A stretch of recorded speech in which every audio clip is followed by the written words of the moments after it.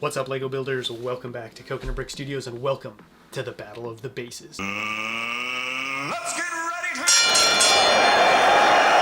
Me and 3 other YouTubers are challenging ourselves to each build a clone base and pit it against the others, but here's the kicker.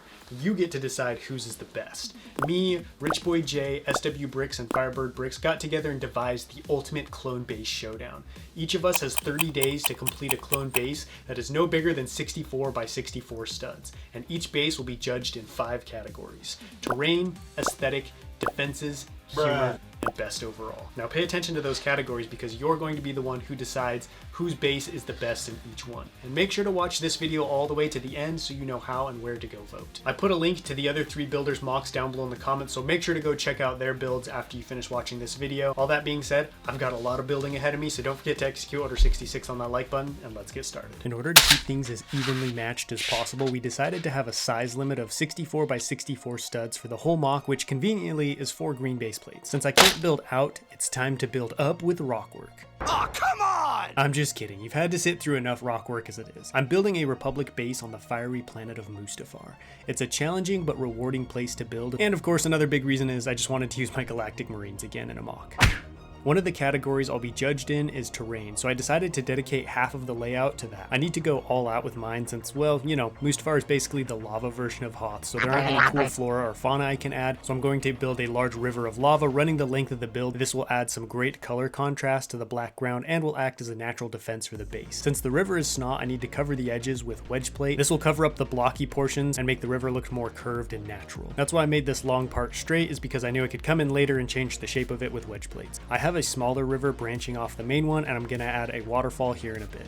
Now that the river is in, I can build the rest of the ground, which will just be black plate. I mean, what else can I do here? It's basically a burnt meatloaf of a planet. But amidst this barren wasteland, I'm going to add some fiery geysers bursting up from the ground. I guess you could say these are the plants of Mustafar. I'm using molded flame pieces for the actual geyser, connected to some headlight bricks built into the ground. The flames have little stubs on them, which allow me to connect them together, creating the jets of fire. But that's not even the coolest part. I'm gonna light these bad boys up. I'm currently building a large-scale Megito mock, and I've been working a lot more with Lego lights, and that's bled over into this project. I think having the geysers actually lit up will make the terrain look even better and add some complexity that should score me some good points in the terrain category. I mentioned the lava fall earlier and just now realized I called it a waterfall. Nice. This lava fall is going to be pretty small, but will add some height to the terrain, and who knows, maybe the clones can take some metal sleds and slide down on their days off. You know, there isn't much else to do here. I'm going to repeat what I previously did on the other side of the lava river and add in 2 more geysers. Honestly, wiring the lights and battery boxes into this build was pretty easy. The more I do it, the more I realize it's actually a pretty simple process, although with how black the terrain is, I probably could have left the wires above ground and you wouldn't have even seen them anyways. The terrain is just one category, and this is a base challenge after all, so it's time to get started on that. I already have a pretty good idea of what I want it to look like since I recently built a Mustafar base, and I'm going to use that layout as inspiration. I'm starting with a landing pad since with the difficult terrain, most of the coming and going on the base will be from the air, but before I can get too deep into the platform, I have to pause and add in a room underneath. I'm not going to reveal what the first room is yet, but trust me, it's one of the most essential rooms to any clone base. Now that I have that in, I can tile off the platform, and I'm going to add a designation number to the floor, and I was going to add lights as well, but I decided to change the layout and put those elsewhere. These white numbers will add some nice detail to the platform, and now the clones can't get confused and go to the wrong one. At the rear of the platform is the doorway and wall. I wonder, do the various battalions of clones have a planet tier list of which ones are the best to be stationed on? Since there's a platform number 1, I need platform number 2, which will sit above it. There's just something really cool and appealing to me of having stacked landing platforms, plus I wired lights into the bottom of the second one to light up the first platform. Next, I need to add the main part of the base where all the action happens. I have a chunk of the OG base built still, which I'll need to heavily modify to scale correctly to the platforms. So much so that I honestly could have just started from scratch, but oh well, here we are. I want to make this part as big and rectangular as possible so I can create lots of big rooms inside for things like garages and control rooms.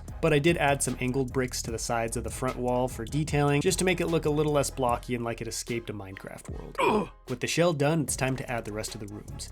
At the very bottom, I have an armory. It's got explosives and arms in it, so I don't want this room perched high up at the base, so I put it down by the foundation. I don't have a ton of space, but I have a couple racks of weapons and a mortar. I don't know why, but mortars just fascinate me. Such a simple but powerful weapon. Let me know down below in the comments comments what kinds of things you like to add to your armories. Above that is the garage, where smaller ships and vehicles can be repaired or modified. Since even though it's primarily an aircraft base, you still have things like fighter tanks and ATRTs that will need maintenance. I have a wall full of tools from compressors and welders to drills and hammers, and I guess a shovel, since you never know. Last, in goes the hover tank, and I also have a crane off to the side for the clones to swing on or hang piñatas. At the very top, we have one of the most important rooms in any clone base, the control room, full of computers for computing.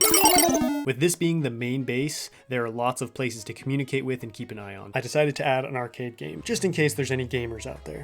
The last thing this base needs is a roof, and just like that, I have a completed clone base, but it's pretty naked in the defense department, and that's one of the categories as well, so it's time to build some democracy spreaders, aka weapons. I love democracy. Since most of the attacks will come from the air, I'm building some robust double-barreled anti-aircraft turrets so that any incoming droid ships won't stand a chance, and I'm going to stagger them and have advanced computer-operated controls so they don't accidentally shoot each other or the base. Above them on a tower, I have the cherry on top, laser-guided heat-seeking surface-to-air missiles capable of punching through even the thickest of armor, and of course you can't forget the satellite and radar dishes, the proverbial ears of the base. Now it's time for the vents and panels I was talking about earlier. This base needs some serious air filtration and control systems. On the bases of Mustafar, there are these large panels which are actually shield generators that keep the heat and fire of the planet's surface from melting the base and its occupants, so I'm definitely going to want to add some of those to mine. Lastly, I'm adding the greatest defense of all, plot armor, since there's no way this base is going down if Anakin is there, right? Now, all that the main stuff is in, it's time for the finishing touches like greebling, crates, and of course, the minifigs. The reason I'm using Galactic Marines is because their suits are equipped for harsh weather conditions, from the sandstorms of Tatooine to the harsh cold of Hoth, so they can brave the heat and ash dominating this gloomy world. I also have a pretty cool custom Republic officer for the control room. On the dark and dangerous planet of Mustafar, Anakin Skywalker and Jedi Master Plo Koon have arrived at Beacon Base, the headquarters of Republic defenses on the planet. They're here to investigate reports of a secret droid base being built under the planet's fiery molten surface, which could threaten to tip the balance of control in favor of the Separatists, so it's time to go digging. This is by far the biggest and most complex base I've ever built. The exterior looks good now, but wait till you see it lit up. The bright lights of the base help the fiery geysers to illuminate the Mog really well even in the dark. I made sure to add lots of lights to the base since Mustafar is a dark, murky place, and I wanted the area to be well lit to deter any potential droid ambushes. I really like how the terrain turned out as well. The lava river adds some great color contrast to the black ground, and the fiery geysers bursting from the ground are a sight to behold. This clone's even taken some pics for the boys back home on Camino.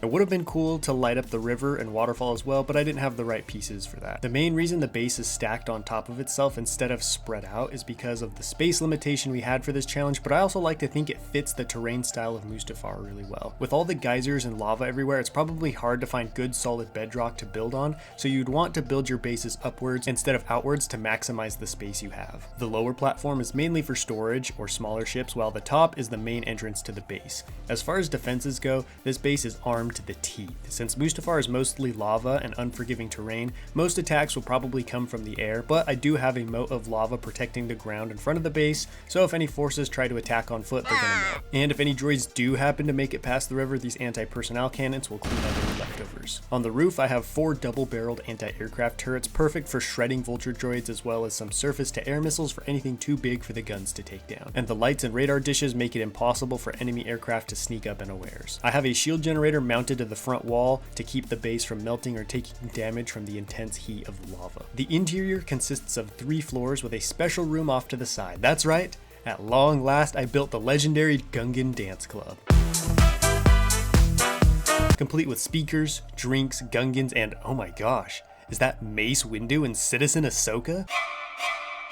Well, now we know why Mace was so hard on her. Macegate has been exposed. I also have a very stressed out looking 99 busting out some dance moves with his broom. Next to that, we have the armory equipped with racks of DC-15 blasters, rocket launchers, and mortars, plus the obligatory crates and boxes. Can't have a clone base without crates.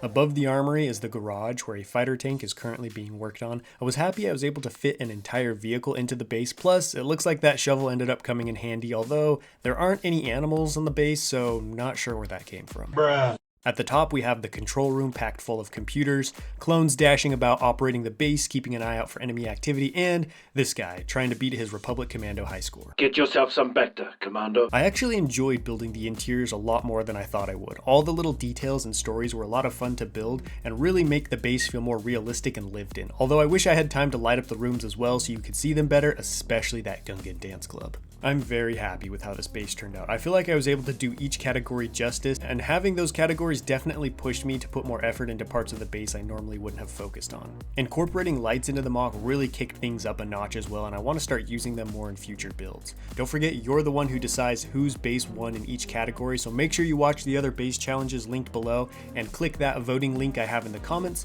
so you can go cast your vote. Next Saturday, the 4 of us are doing a live stream here on my channel, Coconut Brick Studios, where we will be revealing who won which categories and what the trophies look like. So make sure you're subscribed to my channel with notifications turned on so you don't miss out. And I'll catch you in the next video, but until then, happy building.